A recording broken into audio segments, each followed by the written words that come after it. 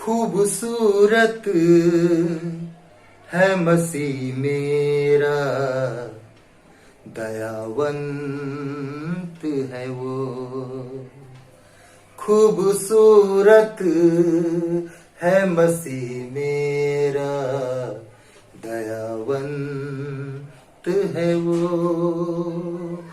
प्यार करता है मुझे और मेरे संग है वो। खूबसूरत है मसीह मेरा, दयावंत है वो। हाँ प्रियो, खूबसूरत है मसीह मेरा, दयावंत है वो। प्यार करता है मुझे, हम सबको, और संग है वो, हमारे और आपके संग है वो। प्रभु यीशु मसीह के सुंदर और पवित्र नाम में होकर के मैं आप सब लोगों को नमस्कार कहता हूं। जय मसीह की। धन्यवाद देते हैं परमेश्वर का कि प्रभु ने हम सब लोगों को जो है एक बार फिर से मिलाया कि हम आज के दिन प्रभु के वचन का अध्ययन कर सके। खुदाबंद महान है और वह अपने बड़े कामों को हमारे बीच में करता है। आज हम लोग प्रभु यीशु मसीह के जी उठने के विषय में सीखेंगे। जी उठने के विषय में सीखेंगे किस तरह से प्रभु मृतकों में से जी उठा और हम सबको आनंद से भर दिया है उसने। उस बात को जो है हम लोग ध्यान करेंगे। हम लोग बातचीत करेंगे प्रभु यीशु मसीह के पुनरुत्थान के ऊपर। हम लोग बातचीत करेंगे प्रभु यीशु मसीह ने कैसे अपने चेलों के ऊपर में अपने आप को प्रकट किया। हम लोग बातचीत करेंगे प्रभु यीशु मसीह ने कैसे मृतकों में से जी उठने के बाद अपने शिष्यों को शिक्षा दी और कैसे प्रभु यीशु मसीह स्वर्ग में चला गया। इन सारी बातों के ऊपर में आज जो है हम लोग बातचीत करने वाले हैं प्रभु के वचन से। तो आइए, इससे पहले कि हम लोग वचन में बढ़े, हम लोग प्रार्थना करें और प्रार्थना के साथ आगे चलें। पिता परमेश्वर, आज के वचन के द्वारा आप हमसे बातचीत करिए, अपनी शिक्षा दीजिए, हमें बल दीजिए प्रभु जी, हमें बुद्धि दीजिए ताकि आपके जी उठने की सामर्थ्य को हम लोग जान सकें। क्योंकि प्रभु ये बात बहुत सारे लोग नहीं समझ पाते हैं पिता परमेश्वर। जो सबसे मुश्किल बात है यही है कि लोग नहीं जान पा रहे हैं कि आप जी उठे हैं पिता परमेश्वर। पवित्र आत्मा, आप हम सबको सिखाइए और हम सबको बताइए और मजबूत करिए ताकि सब लोग जाने कि यीशु जीवित पिता है जो हमारे संग रहता है, हमारे साथ है और हमसे प्रेम करता है। प्रार्थना यीशु मसीह के नाम में करते हैं, आमीन।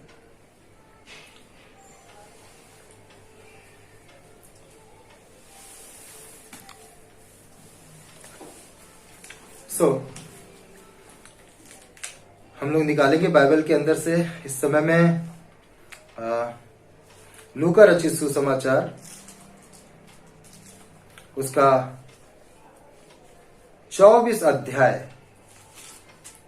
लूका रचित सुसमाचार प्रियो,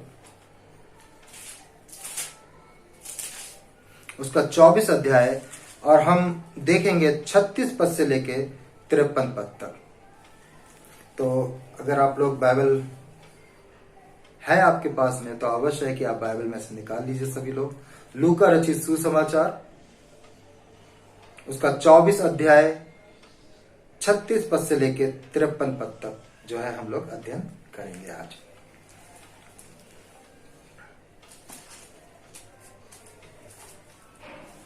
कई बार प्रियो हमारे जीवन में जो है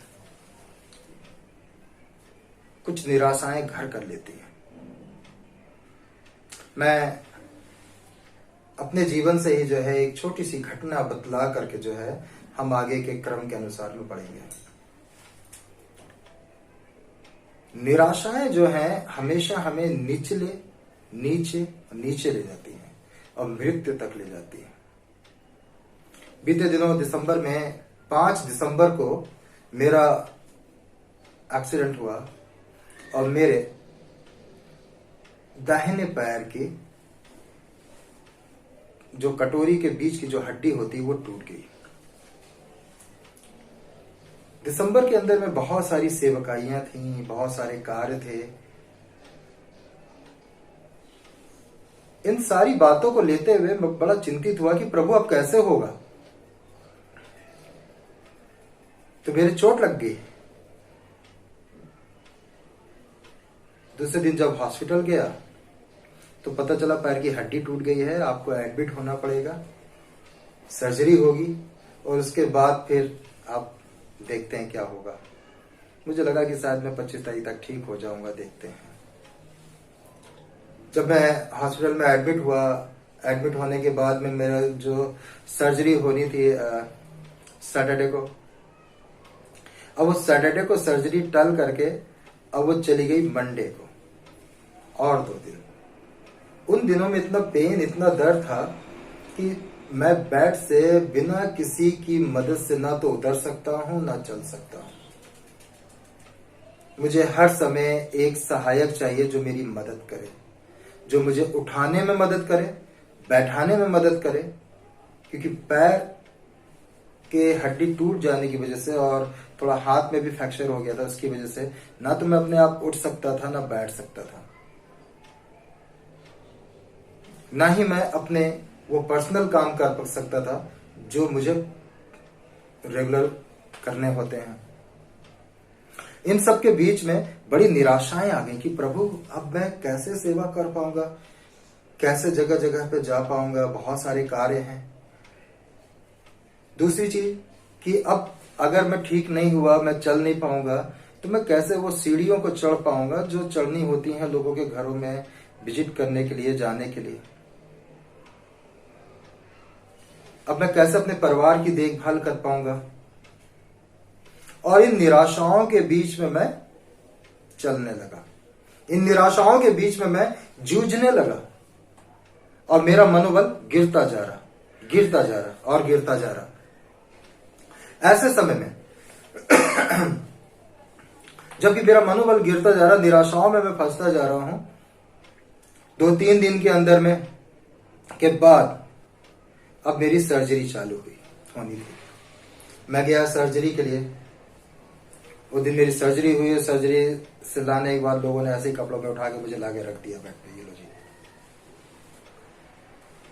कुछ 2-3 दिन जो है भयानक दर्द की और भयानक पीड़ाओं से गुजरा, जहां पे किसी से ना तो बात करना अच्छा लग रहा है, ना कुछ खाना ना पीना, सिर्फ पीड़ा पीड़ा पीड़ा, दर्द, एक ऐसा दर्द। जब वो दर्द खत्म हुआ तो डॉक्टर ने विजिट किया 5वें दिन और बोलता पैर की उंगलियां हिलाओ। मेरे लिए बड़ा मुश्किल था कि मैं अपने पैर की 3 उंगलियां हिला पाऊं। डॉक्टर ने कहा तुम्हें करना है, लेटना नहीं है, ये उंगलियां हिलानी है। पैर को ऊपर उठाओ। जो पैर अपने आप में खिसका नहीं सकता, उन्होंने कहा इसको ऊपर उठाओ, इतना ऊपर उठाओ। मैं हैरान था। मैंने कहा सर मुझे बहुत दर्द है, मैं पैर की उंगलियां नहीं हिला पा रहा हूं, मैं कैसे उठाऊंगा। बोलेगा ये तुम्हें उठाना पड़ेगा, अब तुम्हें नई शुरुआत करनी पड़ेगी। कृष्णा जी आपको नई शुरुआत करनी पड़ेगी। अब आपको फिर से ये उंगलियां हिलानी पड़ेगी, पैर को हिलाना पड़ेगा, उठाना पड़ेगा और फिर से एक नई शुरुआत करनी पड़ेगी, तभी आप चल पाएंगे। और अगर आप शुरुआत नहीं करेंगे तो जिंदगी भर आप ऐसे ही निराशाओं में और दुखों में रहेंगे। मैं बताता हूं प्रियो कि दुखों और परेशानियों के बीच में एक नई शुरुआत करनी पड़ती है, और वो नई शुरुआत जो है मुझे यहां पे लेके आई कि मैं आज आपके सामने अपने दोनों पैरों पर खड़े होकर प्रचार कर रहा हूं। हालेलुया। अब मैं बेहतर हूं, चल पाता हूं, मैं दौड़ भी पाता हूं, मैं सीढ़ियां भी चढ़ पाता हूं और सारे कार्यों को कर पाता हूं। मैं आनंदित हूं क्योंकि यीशु मसीह में मुझे नई शुरुआत मिली है। और ऐसे ही इस घटना के अंदर में जहां पे जो चेले थे प्रभु यीशु मसीह के, वो यीशु के साथ थे, यीशु के संग चल रहे थे, यीशु के बड़े आश्चर्य कर्मों को देख रहे थे। लेकिन अब क्या हुआ कि यीशु मसीह को पकड़ लिया गया, उनका अपमान किया गया। चेलों ने देखा, उनको क्रूस पर चढ़ा दिया गया, डाकुओं के बीच में चेलों ने देखा। उन्होंने अपने प्राणों को त्याग दिया, उनकी लोथ को उठाया और लोथ को उठाने के बाद उसको कब्र में रख दिया गया। चेलों ने देखा। उसके बाद उस कब्र के ऊपर मोहर लगा दी गई रोमी साम्राज्य की कि कोई भी इसको चुरा ना ले जाए कहीं। वहां पे सैनिक तैनात कर दिए गए। चेलों ने देखा। अब उनके मन टूट गए थे, उनके मन निराशाओं से भर गए थे, उनके मन दुखी हो गए थे। अब सिर्फ एक ही चीज थी, अब कोई आशा नहीं है, अब कोई उम्मीद नहीं है, अब क्या होगा पता नहीं, सब खत्म हो गया है। दुखों के मध्य के अंदर में सारे चेले और उनके परिवार के लोग सिर्फ निराशाओं के अंदर में, वो सोच ही नहीं पा रहे थे कि अब क्या होगा, प्रभु ने क्या बातें कही हैं, प्रभु क्या आगे करने वाले हैं। वो सब चीजों से अनभिज्ञ हो गए थे, सिर्फ निराशाओं में चले गए थे कि अब सब कुछ खत्म हो गया, सब कुछ खत्म हो गया, अब कुछ नहीं हो सकता है, अब कुछ नहीं हो सकता है। ऐसे समय के अंदर में वो 3 स्त्रियां जो है सुबह तड़के ही उठ के यीशु से मिलने के लिए गईं। प्रिय, आपको पता है कि जब कोई मर जाता है तो उससे मिलने कहां पे जाएंगे? कब्र पे। कब्र पे जब वो कब्र पे गई तो वहां देखा कब्र का पत्थर हटा हुआ था। बड़े ही चौंका देने वाली बात कि कब्र का पत्थर हटा हुआ था, और जब वह अंदर गई तो देखा वहां पे सिर्फ वस्त्र पड़ा है, लोथ नहीं है, लाश नहीं है। और तब वहां पे 2 स्वर्गदूत झलकते हुए वस्त्र पहने हुए उनको दिखाई दिए और उन्होंने कहा, क्या तुम्हें याद नहीं उसने क्या कहा था कि मैं तीसरे दिन जी उठूंगा? अरे तुम जीवित को मृतकों के बीच में ढूंढती हो। वो इस बात से और हैरान हो गई कि ये क्या बात हुई। अब वो चलते चलते परेशान, दुखित, क्योंकि उनके मन में एक सवाल था, यीशु मर गया है, यीशु को क्रूस पे चढ़ा दिया गया है। आज भी बहुत सारे लोगों के मनों में और दिमागों में एक ही सवाल है कि यीशु को क्रूस पे चढ़ा दिया गया है। यीशु को वो क्रूस पे चढ़ा हुआ देखते हैं। आप देखिएगा ज्यादातर लोगों के घरों में जो पिक्चर्स लगी होती हैं, यीशु मसीह को क्रूस पे चढ़े हुए लगती हैं। वो यीशु मसीह को क्रूस पे लटका हुआ अपने घरों के अंदर में पिक्चर लगाते हैं कि यीशु को क्रूस पे चढ़ा दिया गया है। यीशु क्रूस पे चढ़ा हुआ ज्यादातर दिखाई पड़ता है। यीशु क्रूस पे चढ़ा था, यीशु को क्रूस पर अपने प्राणों को दिया था, ये सत्य है। लेकिन यीशु तीसरे दिन जी उठा था, ये बहुत बड़ा सत्य है जिसको हमें जानना है, समझना है। क्योंकि यीशु मसीह ने खुद कहा था, अपने बारे में 3 बार ये भविष्यवाणियां करी थी कि मनुष्य का पुत्र पकड़वाया जाएगा, मारा जाएगा और तीसरे दिन जी उठेगा, तीसरे दिन जी उठेगा। प्रभु यीशु मसीह ने ये बात को कई बार लोगों तक पहुंचाया है, लेकिन लोगों ने इस बात के बारे में नहीं जाना। अब क्या हुआ कि इसके बाद वो आए और आ करके अपने चेलों से मिले, और जहां चेले थे उनको बताई सारी बातें। इसके बाद में वो चेले उनकी बातों को सुन के भौचक्के हो गए, परेशान हो गए, लेकिन विश्वास नहीं किया। अतः उसमें से पतरस जो था दौड़ता हुआ भागता हुआ कब्र पे गया, और क्या देखता है कि वहां कपड़ों को छोड़कर और कुछ नहीं पाया। अब पतरस भी निराश होकर के फिर से उदास होकर वापस आ गया, क्योंकि निराशाएं थी वहां पे। वो समझ नहीं पा रहे थे, सोच नहीं पा रहे थे कि अब हम करें क्या, किस तरह से करें, क्योंकि प्रभु को तो मार दिया गया है। लेकिन वो प्रभु की बात याद नहीं आ रही थी जो यीशु ने कहा था कि मैं तीसरे दिन जी उठूंगा, मृतकों में से जी उठूंगा। अतः उसके बाद जब हम आगे देखते हैं तो 2 व्यक्ति जो है इमाउस नामक मार्ग पे जा रहे हैं यरूशलेम से, बातचीत करते हुए, और यीशु मसीह उनके बीच में आ जाते हैं और बोलते हैं कि तुम क्या बातें कर रहे हो। और वो कहते हैं कि तू क्या अकेला परदेसी है जो तुझे नहीं पता कि इन दिनों में यरूशलेम में क्या घटा है, क्योंकि यह घटना इतनी बड़ी थी जो यरूशलेम में पूरे में फैल चुकी थी। अतः वो उनसे बातें करता रहा और चलते चलते वो इमाउस नामक जगह पे पहुंच गया। उन्होंने कहा संध्या हो गई है, ऐसा करके तू यहीं रुक जा, और वो उनके साथ वहीं रुका। और फिर उन्होंने कहा भोजन करो। जब भोजन करे उन्होंने रोटी ली, उसको दी, तो उसने उसी तरीके से वो रोटी को लिया, तोड़ा, और तब वो पहचान गए ये तो यीशु है जो मृतकों में से जी उठा है। और उन दोनों व्यक्तियों ने वहीं पे तुरंत जाना, और उसी समय यीशु मसीह वहां से लोप हो गए। क्या हुआ प्रियो कि वो वहां से तुरंत इमाउस पहुंचे हुए व्यक्ति दोनों तुरंत रात को वापस निकले, और निकलते निकलते वो चेलों के पास पहुंचे जहां चेले ठहरे हुए थे, और चेलों के पास मिल करके उन्होंने वो सारी बातें जो उनके साथ घटी थी उन्होंने बतला दी। और तब आता है लूका का 24 अध्याय का 36वां पद, और वे ये बातें कह ही रहे थे कि वह आप उनके बीच में आ खड़ा हुआ और उनसे कहा, तुम्हें शांति मिले। चेलों को जो इस समय सबसे ज्यादा आवश्यकता थी वो थी शांति की, क्योंकि चेलों के मन की शांति छीन चुकी थी।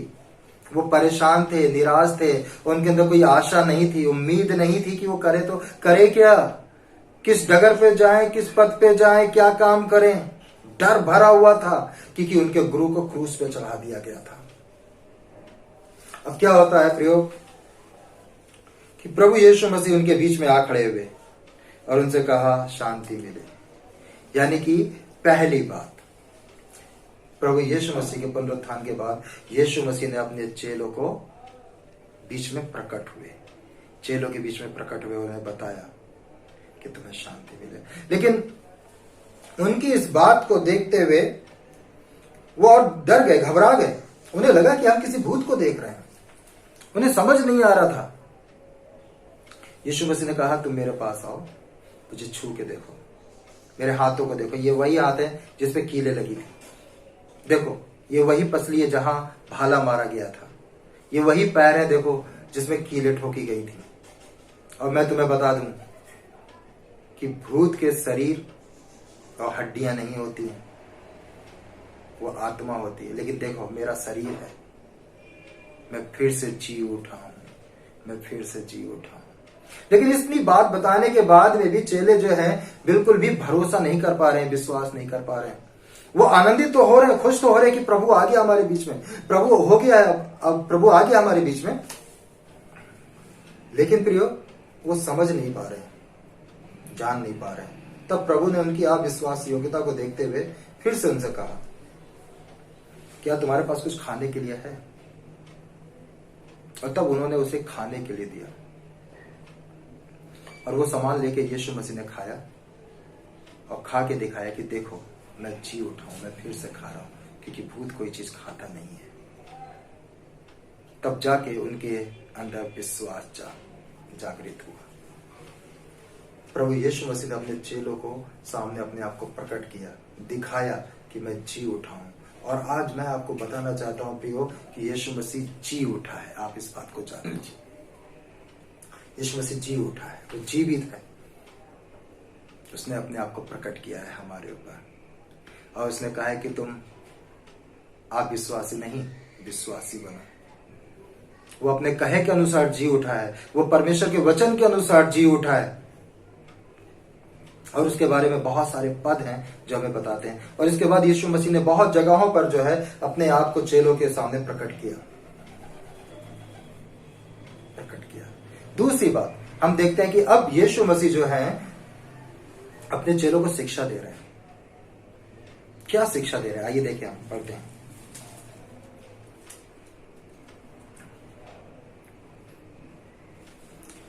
यीशु मसीह ने 44वें पद में उनसे कहा, फिर उसने उनसे कहा, ये मेरी वो बातें हैं जो मैंने तुम्हारे साथ रहते हुए तुमसे कही थी कि अवश्य है कि जितनी बातें मूसा की व्यवस्था और भविष्यवक्ताओं और भजनों की पुस्तकों में मेरे विषय में लिखी हैं सब पूरी हों। तब उसने पवित्र शास्त्र बूझने के लिए उनकी समझ खोल दी और उनसे कहा, यूं लिखा है कि मसीह दुख उठाएगा और तीसरे दिन मरे हुए में से जी उठेगा। उन्होंने बता दिया, उन्हें समझा दिया और उनकी मन की आंखों को खोला कि ये सत्य था कि यीशु मसीह पकड़वाया जाएगा, मारा जाएगा और तीसरे दिन जी उठेगा। क्योंकि एक बलिदान जरूरी था, सिद्ध बलिदान, पवित्र बलिदान, मनुष्य को परमेश्वर से मेल मिलाप कराने के लिए, और वो बलिदान बन के यीशु मसीह आया था। क्योंकि बाइबल कहती है कोई भी धर्मी नहीं, एक भी, लेकिन यीशु मसीह पूर्ण पवित्र था और वो मनुष्य जाति के लिए एक बार बलिदान हो गया। आज जो कोई भी इस क्रूस के पास आता है और यीशु मसीह के सम्मुख झुक के अपने पापों का पश्चाताप करता है, क्षमा मांगता है, प्रभु यीशु मसीह उसको क्षमा प्रदान करते हैं, उद्धार देते हैं और उस व्यक्ति का संबंध परमेश्वर के साथ हो जाता है, संबंध हो जाता है। अब प्रभु यीशु मसीह जो है चेलों को शिक्षा दे रहे हैं। अब क्या शिक्षा दे रहे हैं? वो बता रहे हैं कि जाओ, अब तुम्हारी समझ खोल दी गई है कि तुम समझो सत्य क्या है, तुम जान पाओगे। यरूशलेम से लेकर सब जातियों में मन फिराव का और पापों की क्षमा का प्रचार करो और उसी के नाम से किया जाए। पहली बात बता रहे कि तुम जानो कि पापों की क्षमा किसके द्वारा है? यीशु मसीह के द्वारा है, और किसी के पास कोई अधिकार नहीं, सिर्फ एक के पास है, यीशु मसीह के पास है कि तुम अपने पापों की क्षमा को प्राप्त कर सकते हो। ये क्रूस प्रियो यूं ही नहीं है, ये क्रूस बहुत अहमियत है। इस क्रूस पे अगर यीशु मसीह बलिदान नहीं होते ना, तो आज आप और हम जो हैं अपने पापों से क्षमा नहीं प्राप्त कर सकते, उद्धार नहीं, हमें पापों में ही मरना होता।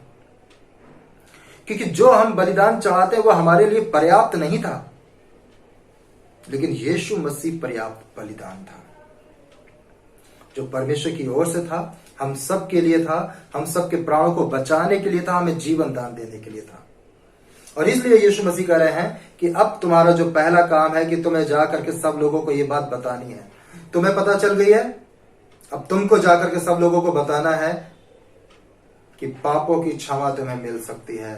अब तुम उद्धार प्राप्त कर सकते हो और अपने पापों से बच सकते हो, परमेश्वर से मेल मिलाप कर सकते हो। जिस परमेश्वर से तुम्हारे बीच में दूरियां थी, वो दूरियों को खत्म करने के लिए यीशु मसीह ने आया और उसने अपने प्राणों को क्रूस पे दे दिया है। अब तुम्हें इधर उधर जाने की जरूरत नहीं है, अब तुमको सिर्फ और सिर्फ यीशु के पास आने की जरूरत है, क्योंकि सिर्फ और सिर्फ यीशु के पास पापों की क्षमा करने का अधिकार है। आओ और अपने पापों की क्षमा पाओ, यीशु के पास आओ। और यीशु मसीह पहली बात बता रहे कि अब तुमको जाना है और जाकर के सब जगह पर प्रचार करना है, मन फिराव का प्रचार करना है। दूसरी बात, वो चेलों को बता रहे हैं कि तुम इस बात के अब गवाह हो। तुमने सब कुछ देखा है, तुमने जाना है और तुमने मुझे छू के भी देख लिया है। हालेलुया, तुमने देख लिया, जान लिया कि तुम गवाह हो। अब तुम अब मुख्य व्यक्ति हो, प्रमुख हो, तुम गवाह हो। तुम्हें अब गवाहियां देनी है कि कैसे यीशु मसीह को हमारे पापों के लिए मारा गया, गाड़ा गया, तीसरे दिन जी उठा है, और उसके जी उठने की गवाही तुम्हारे अंदर होनी चाहिए। यह गवाही प्रमुख है जो तुम्हारे जीवन के लिए है, और तुम्हें इसको अपनी बना के रखनी है कि यीशु मसीह तुम्हारे लिए आया, मारा गया, गाड़ा गया और जी उठा है। तुम उसके गवाह भी हो। वो बोल रहे हैं कि तुम गवाह हो इन बातों के, तुमने देखा है सब चीजों को, और अब तुम्हें इस बात की गवाही देनी है। गवाही प्रिय वही है जो इस बात को पुख्ता करती है कि यह बात सच्ची है। इस घटना को 4 लोगों ने लिखा है, मत्ती ने, मरकुस ने और लूका, यूहन्ना, 4 लोगों ने। और ये 4 लोगों की गवाही है कि यीशु मसीह जी उठा है। और आज हजारों विश्वासियों की गवाही है कि यीशु मसीह जी उठा है। हालेलुया। आज हम सब की गवाही है कि यीशु मसीह जी उठा है हमारे लिए। और आज सिर्फ और सिर्फ यीशु मसीह के द्वारा हमारे पापों की क्षमा मिलती है, उद्धार मिलता है। अब हमें पर्वतों का चक्कर लगाने की जरूरत नहीं पड़ती है। अब हमें किसी पेड़ और पक्षी की पूजा करने की आवश्यकता नहीं पड़ती है कि हम उद्धार पाएं। हमें सिर्फ और सिर्फ यीशु मसीह के पास जाके, उसके चरणों में बैठ के, उसके सामने अपने पापों का पश्चाताप करना होता है, उससे क्षमा मांगनी होती है, और वह हमारे पापों को क्षमा करके हमें माफ करता है। पहला यूहन्ना उसके पहले अध्याय के अंदर में लिखा है, यदि हम अपने अपराधों की क्षमा यीशु मसीह से मांगते हैं तो वह हमारे पापों को धो के शुद्ध करने में विश्वास योग्य और धर्मी है। विश्वास योग्य और धर्मी है। वो हमारे पापों की क्षमा करने में विश्वास योग्य और धर्मी है। उन्होंने बताया पहली बात कि तुम जाओ और जा करके इस उद्धार के संदेश को लोगों तक पहुंचाओ ताकि लोग परमेश्वर तक पहुंच सके। दूसरी बात उन्होंने बताई कि तुम गवाह हो। अब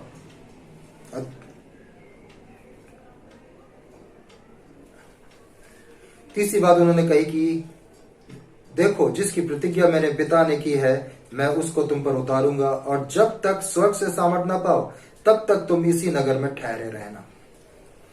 और तीसरी बात उन्होंने बोली कि अब तुम्हें एक और सहायक मिलेगा, पवित्र आत्मा, जो तुम्हारी इस कार्य में सहायता करेगा, मदद करेगा। उसको प्राप्त करो और फिर आगे बढ़ो। एक सहायक भी दिया।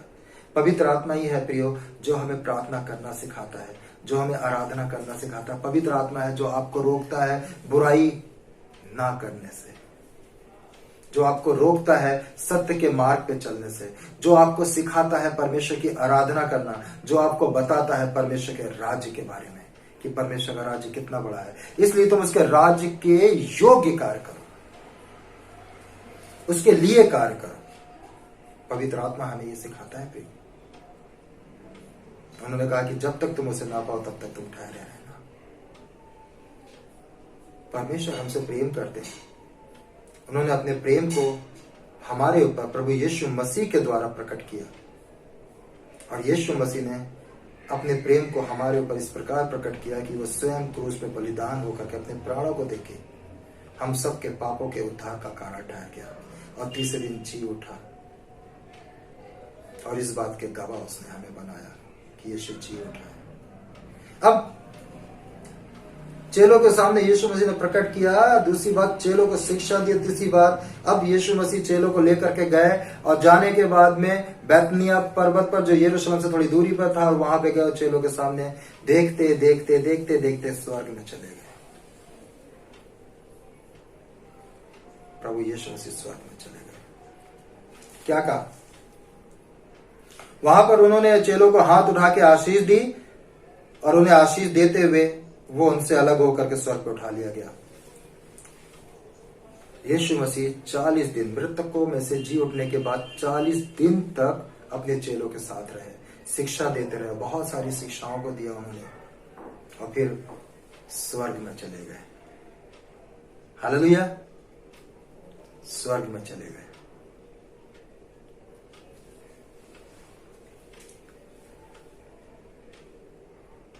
तब 52 पद में लिखा हुआ है, तब उसको दंडवत करके बड़े आनंद से यरूशलेम को लौटे। अब क्या हुआ?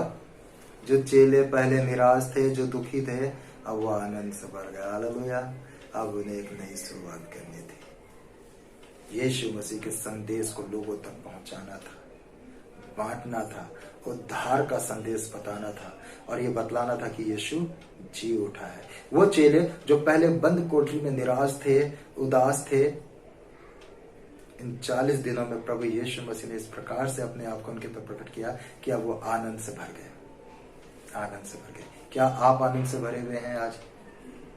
और अगर आप आनंद से भरे हुए हैं तो अब हमारी एक नई शुरुआत है, और ये शुरुआत है प्रभु के साथ अपने संबंधों को मजबूत बनाने की। ये शुरुआत है प्रभु के साथ अपने जीवन को और संलग्न करने की, एक करने की, और ये शुरुआत है उसकी गवाही को बताने की, उसकी गवाही को बताने की। एक नई शुरुआत आनंद से भर के। और क्या होता है? आगे लिखा है कि वो लगातार मंदिरों में मिलने लगे, प्रभु की आराधना करने लगे, परमेश्वर की स्तुति करने लगे। प्रभु यीशु मसीह का पुनरुत्थान इस बात के लिए हमें बतलाता है कि जो चेले पहले निराश थे, अब उन्होंने एक नई शुरुआत करी। और इसके बाद क्या हुआ कि जब उन्होंने शुरुआत करी प्रभु यीशु मसीह की गवाही देने की, प्रभु यीशु मसीह के वचन को बांटने की, तो आज मैं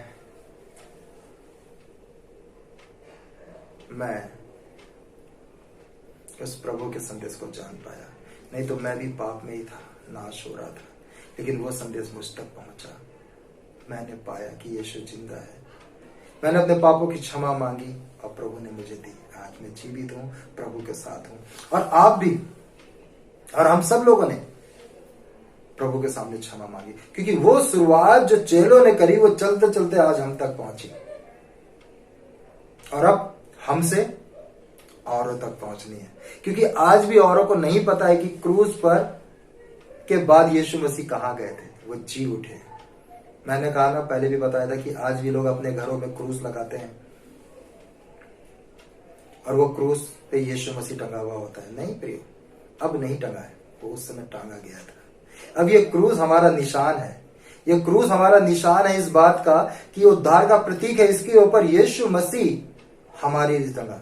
ये क्रूज इस बात का निशान है कि इस पर कभी हमें टंगना था अपने पापों के कारण, लेकिन हमें हटा करके स्वयं प्रभु यीशु मसीह चढ़ गया और उसने हमारे पापों को अपने ऊपर ले लिया और हमें बचाया। ये क्रूस इस बात का निशान है। क्रूस आसान नहीं है समझना, जानना है कि हमारे लिए था, हमें इसके ऊपर चढ़ना था, लेकिन प्रभु यीशु मसीह ने हमें हटा के स्वयं इसके ऊपर चढ़ के हमें जीवन दान दिया है। और ये जीवन दान इसलिए दिया गया है कि हम उसके गवाह बने, हम उसके उस महान उद्धार को प्राप्त करें जो हमें देना चाहता था, और उसकी आराधना करें और गवाह बन के ये बात औरों को बताएं कि यीशु जी उठा है, यीशु जी उठा है। हालेलुया, यीशु जी उठा है। अपने जीवन को समर्पित करें, अपने आप को समर्पित करें, अपने मन को समर्पित करें परमेश्वर के आगे और उससे अपने गुनाहों की क्षमा मांगे। वह आज आपको आपके पापों से उद्धार देने के लिए तैयार है। आज वह आपका संबंध परमेश्वर के साथ कराने के लिए तैयार है। आपके हृदय में आज वो शांति देने के लिए तैयार है। क्या आप मेरे साथ प्रार्थना करना चाहेंगे? आइए हम प्रार्थना करें।